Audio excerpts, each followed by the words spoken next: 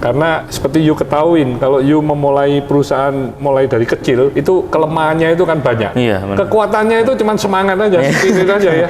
Tapi semuanya jadi kelemahan. Titik baliknya itu di mana, Pak?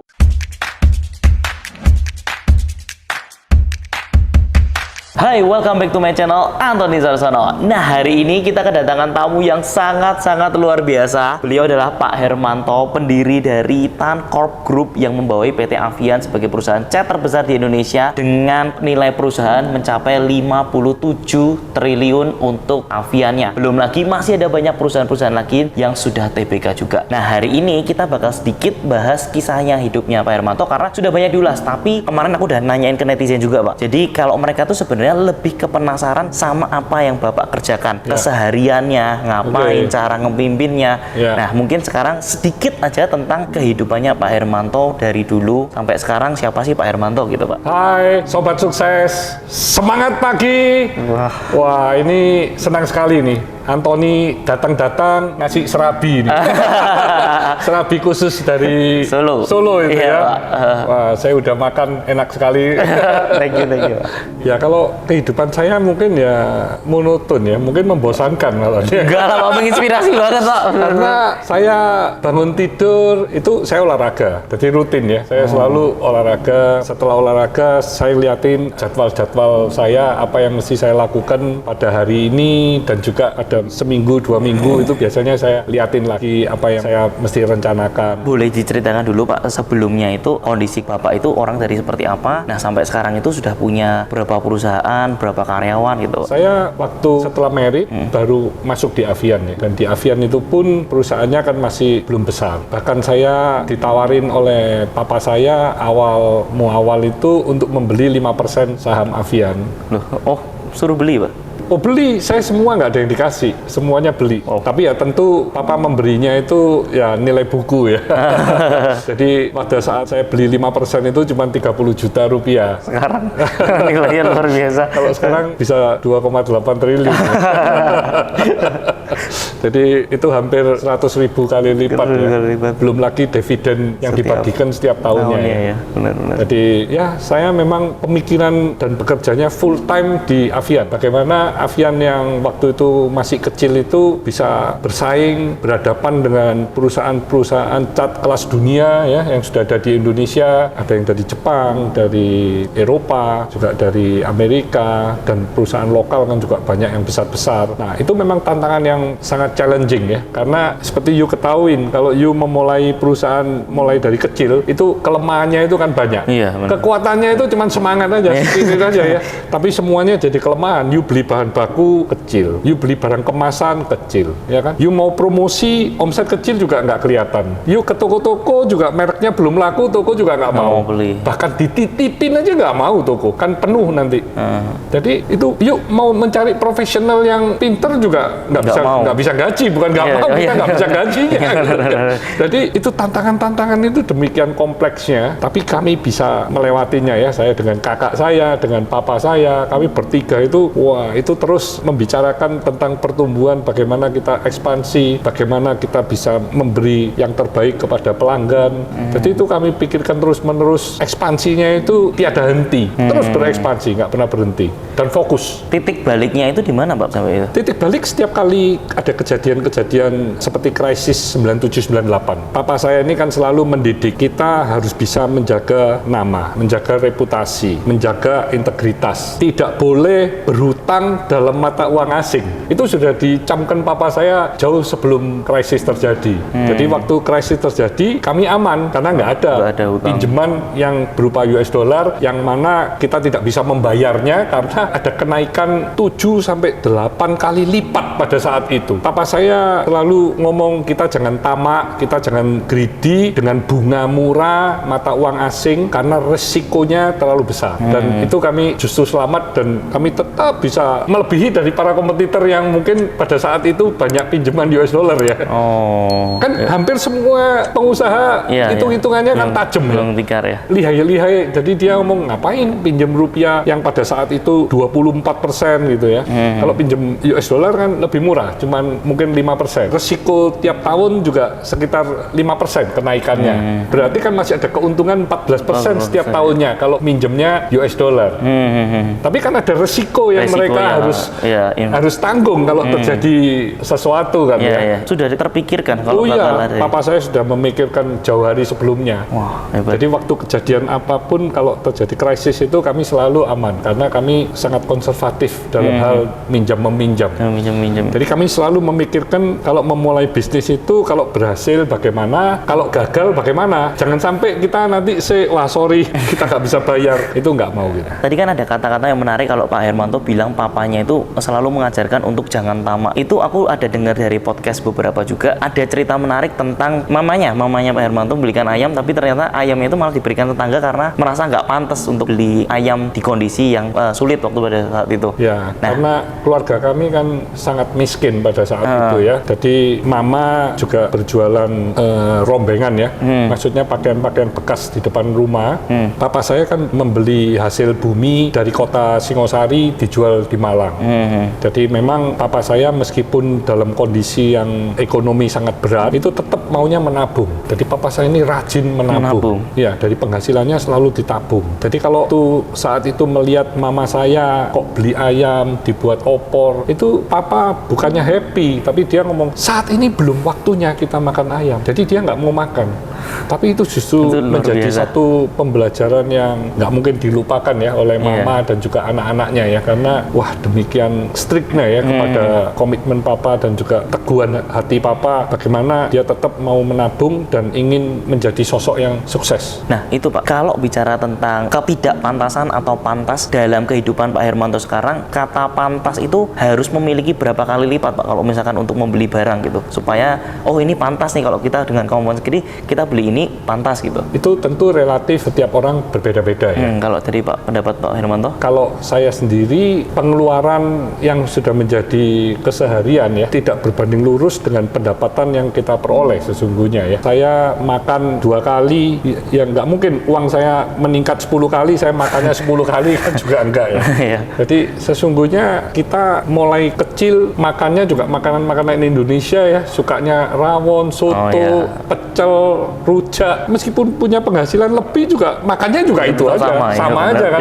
Karena hobinya sudah itu kan ya. Yuk kasih makanan yang aneh-aneh gitu kan, kita tambah nggak bisa makan. Betul. Tambah nggak happy. Kayak saya diundang-undang ke restoran kemana kadang-kadang, waduh ini kalau ini pecel atau ini nasi campur lebih lezat.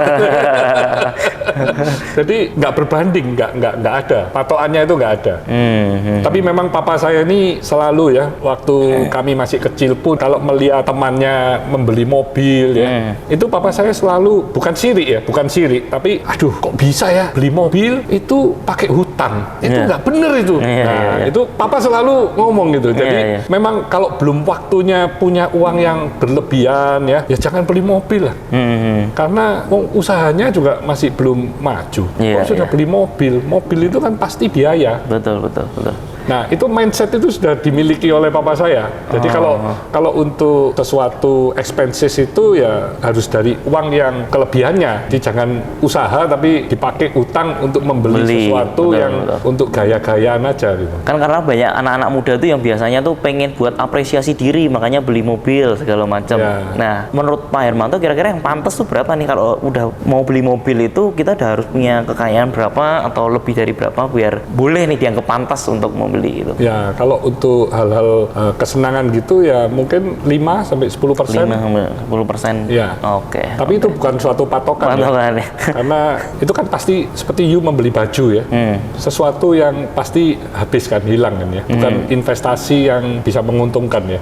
Tapi kalau you gulung di bisnis kan itu justru bisa menjadi perusahaannya lebih besar dan lebih sehat. Pak, ini ada yang menarik ya. Aku sebenarnya agak suka sih dengerin prinsip-prinsipnya Pak Hermanto, terus habis itu diajarin sama orang tuanya. Nah, sebenarnya prinsipnya itu tuh kebawa sampai ke perusahaannya Pak Hermanto juga atau enggak sih Pak? Iyalah.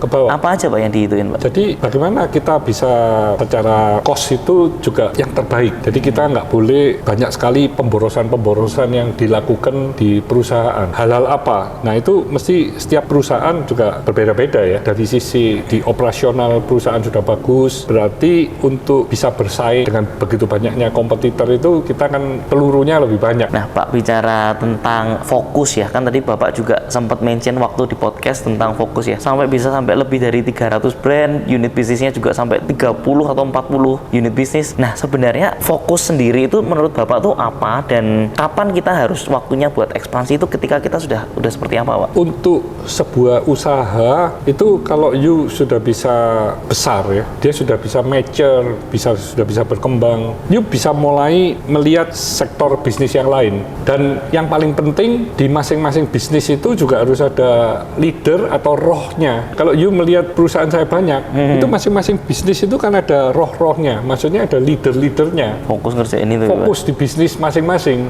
Nah saya kan di corporate aja kan, di holding, itu kan membahas tentang strategik, jadi sudah nggak membahas di operasional yang terlalu bawah. Nah itu mereka sendiri yang ngerjakan. Jadi yang Bapak lihat laporan keuangannya ya Pak? Jadi kalau saya melihat tadi kita berbincang-bincang, Anthony kan sudah sukses di bidang kos-kosan. You bisa menjadi raja di Jogja gitu. Tapi you kan masih belum menjadi raja di Jawa Tengah, atau belum menjadi raja di Indonesia, atau di lebih besar lagi. Itu yang menurut saya you harus fokus di situ kan, karena itu you punya capability, you punya interesting juga di sana, you punya pengalaman, you punya segalanya kan di bidang itu ya. Kalau you tinggal mengcopy di kota-kota yang lain, chance untuk suksesnya itu jauh lebih besar kan? Daripada you harus memulai sesuatu yang baru, akhirnya mungkin bisnis you yang utama tadi nggak ada improvement, nggak ada, you merasa nggak, itu udah jalan sendiri. Nah itu agak hati-hati karena persaingan kan semakin lama semakin hebat ya, peluang semakin hebat tapi persaingan kan semakin hebat. Benar. Jadi you jangan-jangan nanti kedatangan kompetitor yang you nggak duga, terus akhirnya you jadi nggak bisa bersaing, terus you merasa bisnis kos-kosan sudah ketinggalan, udah nggak enak, better saya cari lagi yang lain, cari yang lain. Akhirnya you akan mencari-cari terus seumur hidup itu. Saya banyak melihat orang begitu sih, dia maunya banyak tapi nggak ada yang jadi nomor satu. Pak tadi sempat juga mention ya, kalau misalkan Bapak kan beli kan sekarang kan ngeliatin laporan keuangan ya Pak ya. Apa yang Bapak lihat dari Cleo-nya itu? Padahal kan perusahaannya kan rugi kan Pak. Terus apa yang Bapak lihat dari Cleo? Kenapa nggak brand lain? Jadi istri saya itu setelah married dengan saya kan langsung kerja. Jadi saya kerja, istri kerja ya. Waktu saya ke Avian, istri saya juga di Avian. Jadi dia pegang di finance-nya kan. Nah pada tahun 2002 itu kan ada keputusan dari keluarga kalau setiap bisnis usaha itu hanya maksimum 2 orang keluarga saja, sehingga istri saya, kakak ipar saya itu semua kan harus keluar dari Avian. Nah keluar dari Avian kan asalnya kerja kan, mulai pagi sampai sore gitu ya. Terus kalau nggak kerja nanti gimana? Nah saya menawarkan istri saya cariin apa bisnis yang kira-kira cocok, dan saya ketemulah bisnis AMDK. Kenapa? Nah waktu itu ada satu perusahaan AMDK yang menjadi market leader, itu kan TBK. Ya, saya lihat laporan keuangannya, wah gila, omsetnya triliunan. Saya ngomong ini perusahaan air minum ini hebat nih, kedepannya kan pasti masih bagus. Kita masuk aja di bisnis AMDK. Dan istri saya juga senang, setuju. Kan semua orang minum ya. Jadi itu kan pasarnya sangat besar, dan pesaingnya kan juga kebetulan dari Perancis kan. Jadi menurut saya, wah ini kesempatan ini. Kami yakin gitu, kalau kami bisa membesarkan bisnis ini. Kenapa Tapi Cleo? memang tough sekali. Loh, Cleo itu dilahirkan setelah 1 tahun. Waktu saya akuisisi bukan Cleo. Bukan, mereknya masih merek yang murahan. Nah, waktu itu saya kan ingin menjadi yang terbesar, sehingga saya mesti benchmark-nya kan juga dengan market leader. Iya, benar. Nah, apa yang bisa membuat produk saya ini mempunyai value-value yang diinginkan oleh konsumen? Persiapan produknya itu 1 tahun itu baru keluar itu. Wow. Jadi nggak asal keluar gitu aja, enggak. Dipikirkan mulai dari kontennya, brandnya, mulai dari warnanya, terus mulai dari kemasannya. Saya masih ingat waktu Cleo ini mau mengeluarkan galon, itu saya ngomong saya tidak mau memakai galon polikarbonat, karena galon polikarbonat itu kan mengandung BPA, bisa migrain ke produk kalau galon dan isinya itu terkena panas matahari. Sekarang kan bisa panas itu ada kadang ditaruh di depannya toko, ditaruh atas truk, itu semua panas terjadi kan ya. Jadi saya sangat concern terhadap itu. Jadi meskipun Clio ini membuat galonnya itu pakai PET, yang mana mesinnya itu 2 kali lebih mahal, terus dari sisi prosesnya itu juga lebih lama. Kalau yang PC 20 detik keluar, ini harus 120 detik baru keluar. Tapi tetap saya yakin kami mau memberi yang terbaik kepada para pelanggan. Kalau BPA itu di botol-botol baby itu sudah dilarang. Kalau botol baby itu tidak boleh pakai polikarbonat, sudah dilarang karena buat susu nanti pakai air panas itu BPA-nya bisa mengkontaminasi susunya, kan tidak baik bagi pertumbuhan babynya. Tapi kadang kan orang lupa ya, buat susunya pakai susu bubuk, ngambil air panasnya dari galon polikarbonat itu kan sama aja ya, kan sama aja kalau begitu kan. Makanya saya selalu concern kita harus beri yang terbaik pada para pelanggan ya. Pak, sama itu Pak, kan kalau sebelumnya ya aku kan ngelihat juga kalau Pak Hermanto tuh pernah gagal investasi juga atau membeli perusahaan yang tahun 1988 yang import mesin Jepang tatami, mesin kuli dari Taiwan, itu kan akhirnya nggak dijalani lagi ya Pak? Enggak dijalani. Menurut Pak Hermanto kenapa waktu itu tuh bisa gagal, dan setelah itu apa yang perspektif Pak Hermanto melihat perusahaan, oh ini nggak bisa works, oh ini bisa works setelah kejadian kegagalan itu Pak? Ya, jadi pada tahun 88 itu kan memang para banker-banker ini memberi pinjaman Lending ya? itu, lending itu dalam jumlah yang tidak terbatas. Oh iya. Nah, pada saat itu saya dan juga papa saya, kakak saya melihat, wah ini opportunity nih. Kita ada penawaran dari perusahaan Jepang nih untuk membuat kayu yang nantinya bisa diorientasi ekspor. Oke, kita jalankan.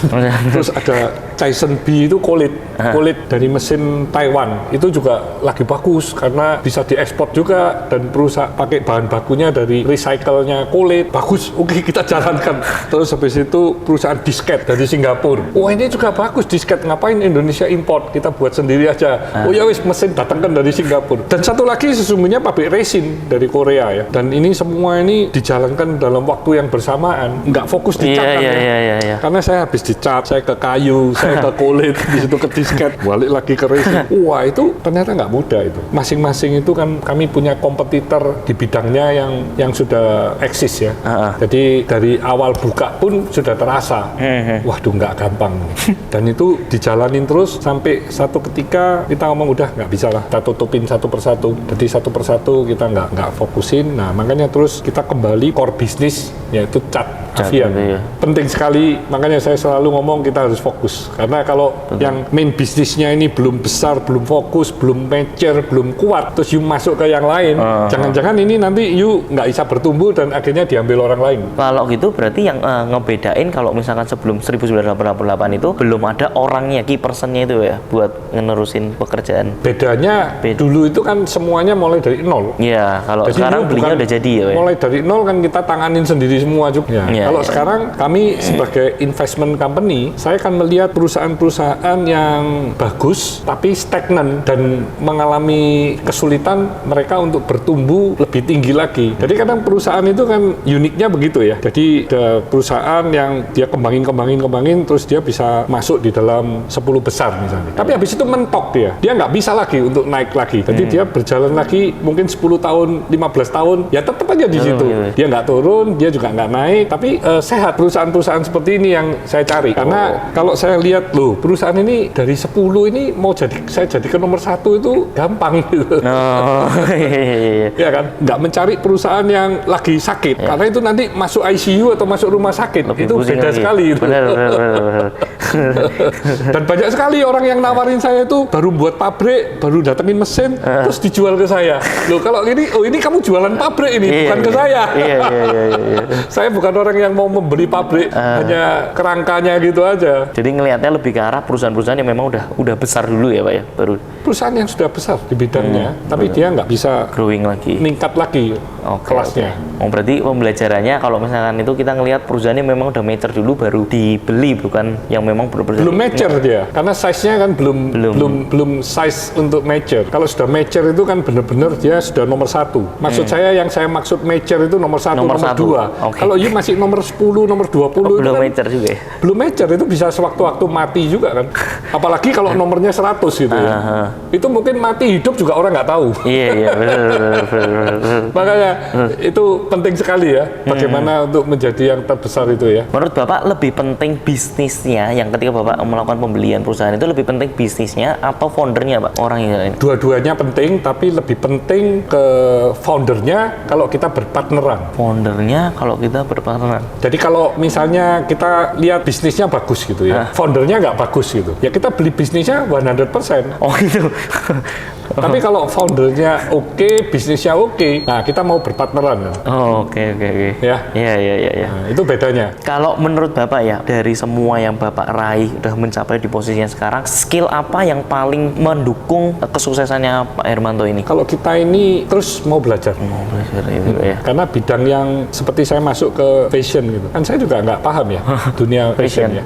Tapi intinya kan kalau kita mau tahu, oh pertumbuhannya key success faktornya ini di sini, suksesnya di sini. Nah kita kalau sudah tahu kan kita dukung agar dia itu bisa bertumbuh berkembang. Tapi masing-masing bisnis intinya kan kurang lebih sama ya. Yang menurut Bapak yang founder yang bagus itu tuh seperti apa Pak? Maksudnya yang dalam kriteria Bapak lihat Yang cocok mempunyai karakter kejujuran ya, itu paling penting. karakter kejujuran. Jangan sampai bermuka dua gitu. Karena kalau kita punya partner yang begitu kan susah gitu. Melakukan apapun kalau tidak dilandasi dengan kepercayaan itu nggak akan bisa. You kan saling curiga. Berarti nanti you punya wah ini siasat ini. Nanti saya punya kan saya juga penuh begitu kan nggak nyaman ya. Dan saya nggak mau kan. Itu Pak Hermanto bisa langsung lihat Pak sekali berapa kali ketemuan gitu dengan orang-orang. Kurang lebih tahu. Oh iya. Ya itu insting ya. Oh udah insting ya. Ya tapi nggak pasti 100% ya. Nah, yang menariknya tuh gini Pak, Bapak itu berarti kalau setiap hari itu bagi waktunya, itu tuh kayak gimana Pak ya? Maksudnya kan saya punya beberapa bisnis saya itu udah kayak pusing gitu Pak. Iya. Nah, kalau ngelihat Pak Hermanto kan laporan keuangannya Bapak baca semua atau gimana Pak? Terus masih bisa ngurusin Ya anak rata-rata perusahaan itu bertemu saya itu 2 kali dalam sebulan. 2 kali dalam sebulan? Nah, setiap bertemu ya antara 1 jam sampai 3 jam tergantung dari besar kecilnya perusahaan. Kalau perusahaan semakin besar yang dibahas kan semakin banyak dan meliputi beberapa divisi ya. Jadi saya kebanyakan mulai antara jam 8-9 mulai meeting terus sampai sore. Waktu-waktu saya kan dibagi beberapa activity. Oh pasti sampai sore habis itu udah sama keluarga ya Pak ya? Sama keluarga. Jadi saya nggak pernah sampai tidur cuman 5 jam, apalagi 3 jam itu nggak pernah. Tidur saya 8 jam. Oh efektif banget ya Bro. Ya, saya tidur 7-8 jam, nggak pernah kurang saya. Karena bagi saya menjaga stamina, menjaga kesehatan itu faktor yang sangat penting.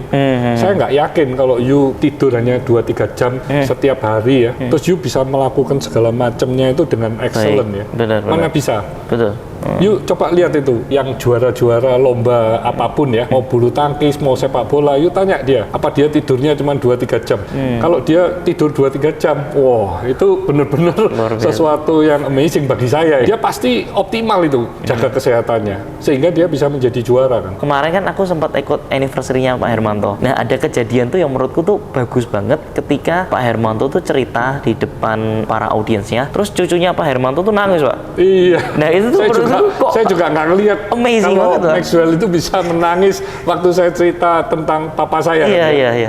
Ya dia jadi ingat sama saya punya papa ya, karena papa saya setiap kali ketemu Maxwell kan juga disayang, dirangkul, dan papa saya juga punya kayak six sense gitu. Dia lihat, wah Maxwell kamu nanti bisa menjadi orang yang besar, orang yang luar biasa gitu. Sering dipuji juga. Tapi amazing gitu loh, maksudnya kalau jangankan dari kakek ke cucu ya, kadang-kadang dari papa ke anak aja belum tentu ceritanya itu bisa sampai menyentuh gitu loh. Ini kan berarti bener-bener keluarganya itu deket banget gitu Pak. Iya. Dan waktu papa saya nggak ada, itu Maxwell memberi saya surat untuk engkongnya yang dia titip untuk titip ditaruh di bajunya papa saya. Jadi memang Maxwell memang cucu yang ini yang bisa inget sama engkongnya.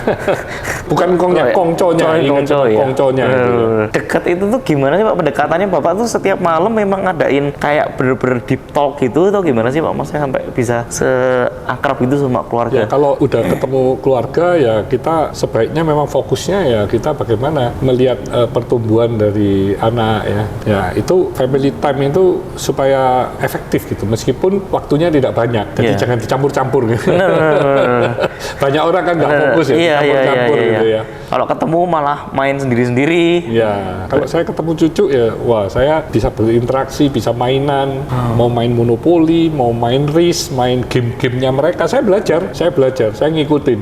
Jadi mereka kadang yang ngajarin saya cara mainnya gimana, nanti saya ikut. Luar biasa sih Pak. Pak, bicara mengenai pengaturan waktunya Bapak ya, biar lebih efisien juga. Maksudnya kalau misalkan di dalam meeting sebenarnya itu yang perlu Bapak pantau itu apanya sih Pak? Antara laporannya atau strateginya atau apanya? Biasanya di meeting itu kan kami membicarakan executive summary, terus yang kedua performance ya. Nah, biasanya mereka harus mempresentasikan apa yang nggak bisa di-achieve dari target misalnya. Apa strategi-strategi yang mau dijalankan. Nah, jadi kami bahasnya itu lebih ke sana. Strateginya, Solusi agar kita bisa meraih target yang sudah dicanangkan. Disenangkan itu. Jadi lebih efektif gitu yang dibahas gitu. Jadi yang sudah terlampaui biasanya kami nggak bahas. Kan berarti sudah tercapai kan ya. Kan saya bukan ABS yang dilaporin baik-baik aja. Saya lebih suka berinteraksi kalau ada masalah. Karena di situ yang menarik kan. Bagaimana kita baik itu ada kejadian-kejadian internal maupun eksternal yang perlu kita pikirkan strategiknya gitu. Berarti Bapak lebih menerima laporannya, strategi dibahas, sisanya semua memang diserahkan ke leader-leadernya yang dalam perusahaan itu. Menarik. Nah Pak, sekarang kan kita ngelihat di Amerika kan sedang mengalami inflasi yang cukup tinggi ya dibandingin beberapa puluh tahun belakangan ini. Kira-kira dampaknya ke Indonesia itu seperti apa, dan kira-kira Pak Hermanto tuh melihat peluang itu seperti apa Pak? Jadi saya melihat peluang di Indonesia ini sungguh sangat luar biasa ya. Waktu pandemi di bulan Maret tahun 2020, saya sudah yakin ini cuman short term dan kami tetap berekspansi. Jadi kami tetap di mana-mana usaha saya semuanya itu ekspansi dan kami mengalami peningkatan bukan penurunan ya di tahun 2020, tahun 2021 maupun tahun 2022 ini yang jauh lebih bagus lagi. Di saat ini pun kita sering mendengar berita-berita di banyak negara inflasinya sangat mencekik ya, banyak yang mengalami resesi. Tapi di Indonesia kan ekspor masih jauh lebih tinggi daripada impor. Iya, ya. benar. Masih surplus. Inflasi juga masih terkendali di 4%. Dan saya yakin dengan kekayaan alam Indonesia ya, pemerintah Presiden Jokowi dan para menterinya yang luar biasa ini, kita masih tetap on the track yang jalur yang benar ya. Jadi kita bersyukur ya. Kita tinggal di tempat yang benar, di waktu yang tepat. Nah, Pak, kalau misalkan kita ngelihat itu berarti Bapak ada menambah divisi unit bisnis baru lagi nggak di peluang waktu di masa inflasi ini Pak? Oh banyak. Oh banyak ya? Banyak. Kami karena growth-nya ini kan growth organik dan anorganik. Jadi kalau organik itu berarti dari pertumbuhan perusahaan internal sendiri. Kalau anorganik kami akuisisi. Jadi pada Avian kami ada akuisisi saham dari Admiral Marine and Protective Coating. Jadi pabrik cat kapal. Kami melihat itu satu opportunity bagaimana Avian yang sudah punya jaringan seluruh provinsi ya, 37 provinsi dengan 55.000 toko, ada 100 cabang. Nah, itu saya yakin Marine and Protective Coating ini nanti juga bisa menjadi leader ya. Jangan hanya import-import terus saja karena cat kapal ini kan selama ini masih banyak yang import ya. Kami akan memperbesar segmen itu. Bulan lalu kami juga akuisisi pedagang besar farmasi. Nah, itu kan untuk menjadi jalur distribusi dari produk-produk kami di healthcare, di personal care, masuk kosmetik, membesarkan ya. Karena ada cabang di 34 kota ya. Luar biasa, luar biasa. Bulan ini kami juga masuk keramik. Keramik. Ya. Semua lini itu ya, bangunan ya, masuk semua ya. Karena saya yakin ya, keramik ini di Indonesia kan dengan begitu banyak bahan baku dan energi, Indonesia bisa menjadi yang terbesar di dunia. Banyak sekali negara-negara maju yang saat ini sudah tidak memproduksi keramik, tapi mereka impor. Saya juga banyak lihatnya impor juga sih kalau di toko-toko bangunan itu. Ya, tapi dengan energi yang meningkat luar biasa, di Indonesia kan masih disupport oleh pemerintah ya. Jadi secara persaingan saat ini Indonesia sangat diuntungkan. Dari semuanya perusahaannya Pak Hermanto kan udah ada 5 ya Pak ya, yang TBK ya Pak? Yang TBK ada 5. Yang mau menyusul apa lagi Pak? Menyusul nanti di farmasi. Oh farmasinya ya? Ya. Wah itu berarti teman-teman harus sudah siap-siap mulai beli dari sekarang ya.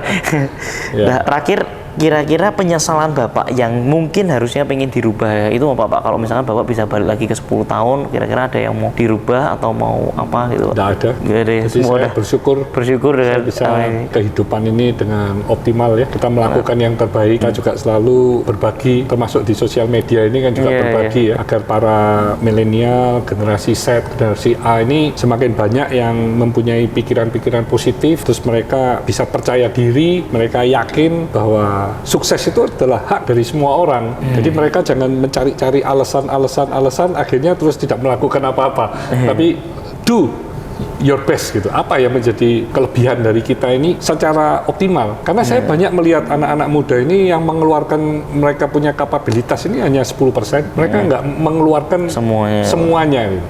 Kalau dikeluarkan semuanya ya pasti kita Indonesia ini luar biasa sekali karena didukung oleh para milenial generasi Z yang menjadi entrepreneur ya, juga menjadi para profesional yang sukses yang bisa membanggakan kita semua. Pak boleh nggak sekarang kita coba lihat-lihat proyeknya Bapak? Oh silakan, ayo kita ke Adjandret.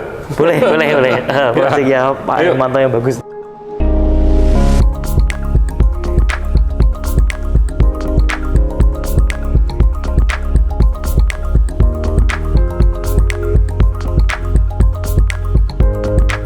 Oke, jadi kita lagi di acaranya fashion show di tempatnya Pak Hermanto Tanoko di Arc 100. Nah, hari ini kita bakal keliling survei dan khusus hari ini yang ngomong langsung Pak Hermanto Tanoko langsung untuk jelasin dari project-projectnya. Kita lihat sampai akhir. Ayo. Halo Pak Hermanto. Ya, thank you. Sukses Datang di ini. acara soft launchingnya Adjandret ya. Keren banget. Fashion show-nya keren banget. Sekarang boleh lihat ya Pak ya? Ayo silakan. Oke Pak.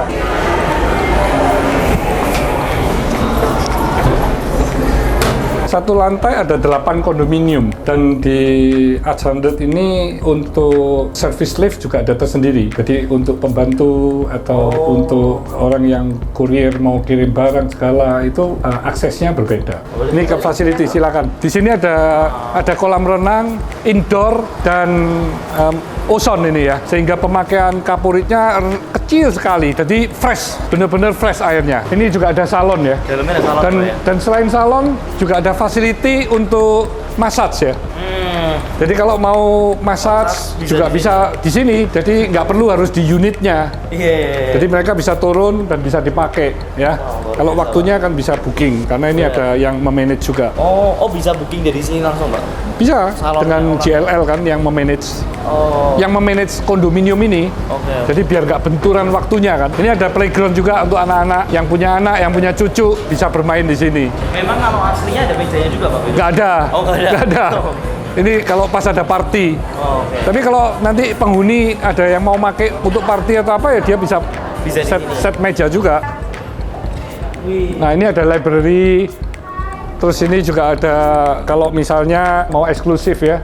Terus mau meeting, presentation itu juga bisa. Ini bisa disekat. Jadi ini 2 ruangan yang berbeda. Ini jadi sifatnya nanti modelnya booking gitu ya Pak ya? Kalau misalnya. Iya kalau memang mau memakai jamnya jam berapa sampai jam berapa kan bisa biar nggak bentrok lah ya. Jadi lebih nyaman. Jadi meskipun kondominiumnya luasnya misalnya cuma 160, tapi dia bisa pakai akses yang fasilitas yang banyak sekali. Ya. Nah di sini ada tempat gym juga. Ini Sky Gym. Sky Gym-nya juga pakai alat-alat semua import semua ya dari Live Fitness. Di sini mahal sih, merek mahal Pak. Oh ya. Jadi di sini kalau mau panggil personal trainer juga bisa dan semua juga sudah ada yang merawat ya. Untuk maintenance-nya, untuk pembersihannya kan semuanya sudah ada. Ini luar biasa loh. Jadi Pak Hermanto ini sebelum unitnya sudah habis semua, dia tuh sudah bangun dulu. Jadi kita benar-benar bisa langsung tahu unit yang kita beli itu bakal seperti Oh iya, jadi nggak jual gambar. Iya, nggak jual gambar. Ini jual kenyataan.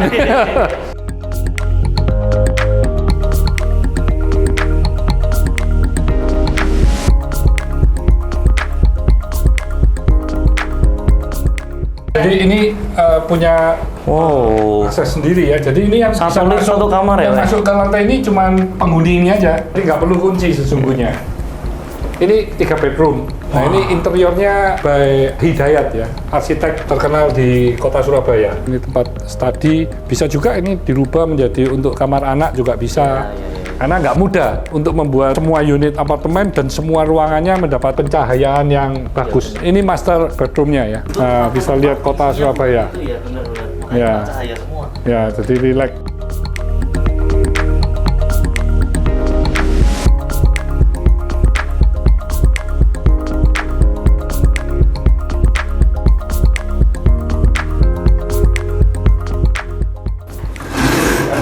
Ini juga bisa lihat, juga bisa lihat. Bisa lihat view. Ya, bisa lihat view juga. Luar biasa. Kalau lagi mau berendam, ini ada lemari juga. Ini juga Toto ini. Ini juga Toto. Ini Toto ya. Ya, tutup semua ya. Iya, semuanya Toto. Leker. Ini juga leker Toto ini. Yang menarik di sini balkonnya juga gede banget ya, Pak ya. Oh iya, ini balkonnya. Bener ini. Luas banget dibanding Luas ini. dengan apartemen yang lain kan. Iya. Ini benar-benar luas banget. Jadi di sini Iya. yang mau udara Surabaya. yang fresh juga bisa nih lihat kota Surabaya ya. Ya, ya. Indah sekali. Sore kemarin tadi saya juga lihat ada gunung nggak bisa ya? Oh iya, pemandangannya sangat bagus. Ini benar-benar di pusat kota Surabaya, mau ke timur, mau ke barat, semuanya 30 menit. Dan ada untuk dapur kotor ya. Oh jadi terpisah ya Pak ya, ada dapur bersih Ya, dapur kotornya Ya. tersendiri. Nah, di sini ada dapur kotor, ya. Terus untuk cuci pakaian, washer, dryer. Tapi benar-benar kalau dari tempatnya ini tuh, kalau misalkan di bagian belakang biasa tuh developer tuh bikinnya kurang bagus gitu, Pak. Keramiknya juga kurang, masih putih, terus masih kurang masih kurang bersih. Tapi kalau di sini udah benar-benar kayak standarnya luar negeri sih. Kayak aku lihat tuh udah kayak di Aussie kalau misalkan tempat-tempat Ya, juga- karena arsiteknya kan dari Singapura ya. Jadi Oh, standarnya memang pantes. standar dari luar negeri. Iya, iya, iya. Ya, karena saya mau yang premium yang benar-benar bisa memberi kenyamanan bagi para penghuninya ya. Iya, iya, iya.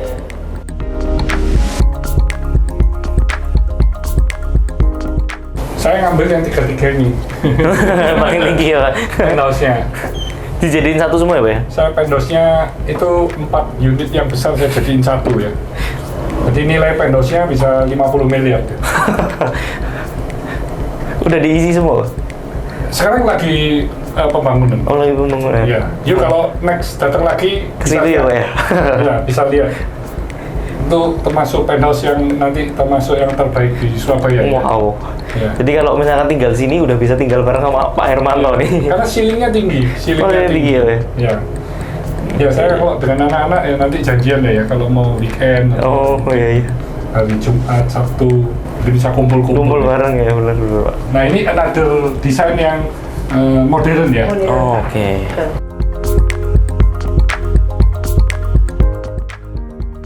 Ya, ini ruang keluarga. Ini dijadiin satu ini ya, antara pantry, ruang makan, Tapi ini benar-benar milenial pasti suka banget ya Pak. Tinggal yang seperti gini ya. pilihnya modelnya gini, desainnya gini. Nah ini juga besar kan? Ya, sama ya. Pokoknya itu besar banget. Iya.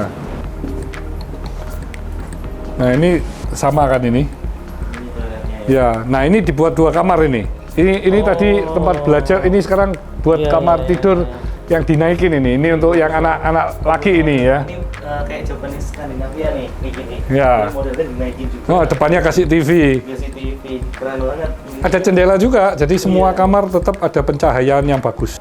Modern ya. master bedroomnya bener-bener berkelas banget ya gini. Berkelas ya. Berkelas banget. Ini juga udah full kaca semua, pencahayaannya Iya. juga keren banget. Jadi tiap unit bisa didekor sesuai dengan selera penghuni nanti. Ini juga hampir sama ya tadi ya. Toiletnya juga sama ya. Ini toiletnya kan juga sama ini. Ini showernya kan juga besar ya. Jadi kami memang terkecil 2 bedroom. Nah ini semua unit juga bisa ini berkomunikasi dengan tamu-tamu kalau ada yang datang di lobi ya. Jadi dia bisa membukakan akses ya, tapi harus komunikasi janjian dulu. Kalau dia nggak buka, ini dia nggak bisa lewat sini ya. Jadi kita nggak perlu harus jemput ke bawah. Jadi cuma intercom aja, kita ngelihat muka, terus kita bisa izinkan akses dia naik. Wah, keren. Ya. Yo, mewah banget sih, Pak. Mewah ya. Apalagi bukan di atas mall ya. Iya. Kalau di atas mall itu kan menjual langit. Karena hak untuk tanahnya kan diambil oleh mallnya, diambil oleh parkiran ya. Jadi strata title-nya itu haknya lebih dikit. Kalau ini kan enggak. Ini dari tanah di kota dibangun, sehingga hak kepemilikannya juga menjadi hak kepemilikan dari seluruh penghuni.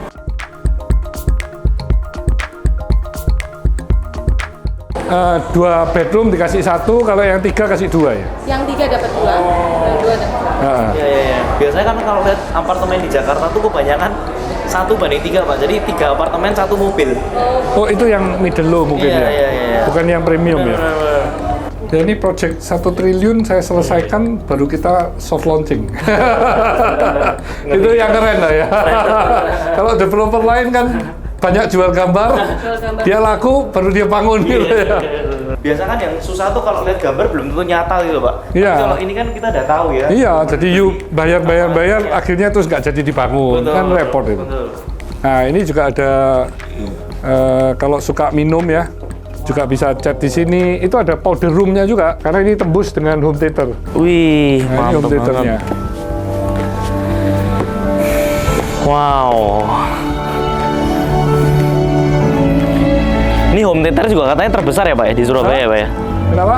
Terbesar ya buat yang apartemen yang punya fasilitas Jadi ini. bisa untuk karaoke ya. Wow. Jadi kalau mau nyanyi juga bisa. Iya. Jadi ada speaker untuk karaoke, speaker untuk home theater. Dan ini reclining juga. Oh, Jadi mantap. bisa tidur juga. Ini ada kulkasnya juga, pendingin ini. Oh, di dalamnya ada kulkas sendiri. Iya. Keren banget. Nah, ini bisa nikmati bersama keluarga ya. Iya. Ini bisa dipakai kapan aja ya, Pak ya? Bisa. Ya, you bisa book dengan yang supaya nggak barengan gitu ya. Nah, kenyamanan ini kan nggak bisa didapat kalau beli rumah landed ya. Iya. Ini udah satu paket semua ya, Pak ya, buat Iya. fasilitas dapat. Ya, milenial sukses seperti Anthony kan cocok kan ya. Amin lah. Ya kan? Juga cocok bagi para senior-senior yang sudah di usia 60-70 ya. Kalau rumah besar gitu kan repot dia jaga. Kalau tinggal di kondominium ini kan sangat nyaman, Iya. keamanan terjaga, facility banyak, bisa sama temen-temen sering kumpul-kumpul. Ya. Apalagi kalau ini Pak Hermanto aja tinggal di sini tuh berarti benar-benar bagus gitu loh. Iya, bisa networking. Dapat satu gang down, nanti satu unit udah lunas gitu. Ini bisa keluar dari sini.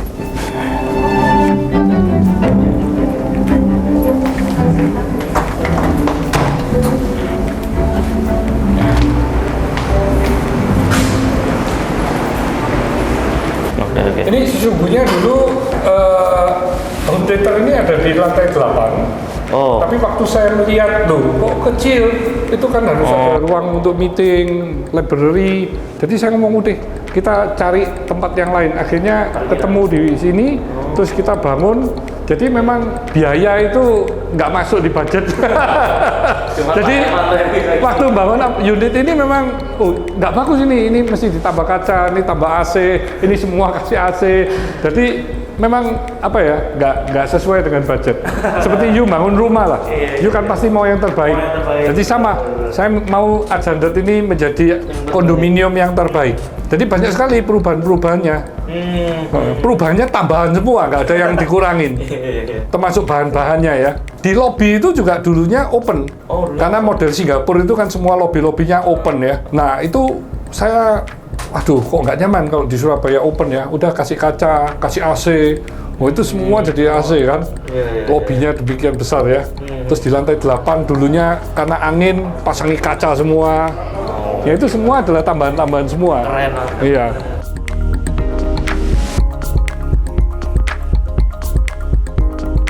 Nah oke, jadi teman-teman kita sudah barusan ikutin acaranya dari podcastnya, terus habis itu juga kita keliling bareng sama pemiliknya langsung Crazy Rich Surabaya ini. Nah mungkin Pak Hermanto bisa kasih pesan-pesan buat teman-teman atau mungkin bisa kasih tahu juga kalau misalkan mau beli apartemen ini tuh di mana gitu. Memang ini Ascender adalah masterpiece dari Tanrise Property ya. Wow. Jadi kami membangun satu kondominium yang mewah dengan begitu banyak fasiliti, persis di tengah kota ya. Itu ada 100 alasan untuk tinggal di Ascender. Nah, ini kan sangat nyaman sekali bagi para milenial sukses seperti Anthony begini ya. Juga bagi para senior yang ingin kenyamanan, ingin keamanan dan juga bisa menikmati hidup lebih hidup. Karena di sini nih yuk akses mau ke timur, mau ke barat semuanya 30 menit bisa kita raih ya, cepet ya. Jadi saya yakin sekali kalau harga tanah di kota akan selalu meningkat dan dengan meningkatnya harga juga pasti kondominium ini juga mengikutin karena ini benar-benar kondominium yang dibangun di atas lahan tanah sendiri bukan yang di atas langit ya dan very eksklusif. Kalau you di mall itu kan pasti keluar masuk aksesnya mall itu terganggu, terus banyak resto, banyak depot-depot di bawah itu kan juga pasti lebih bahaya ya, kenyamanannya juga pasti nggak enak. Benar-benar kami persiapkan bagi para milenial sukses. Wah luar biasa. Thank you banget Pak buat waktunya. Ya, sama-sama. Sukses. Sukses terus Pak buat Ya. waktunya. Sukses. Thank you juga atas kedatangannya Anthony ya. Siap. Ya, terima Sampai kasih. ketemu lagi. Thank you Ya, semuanya. bye.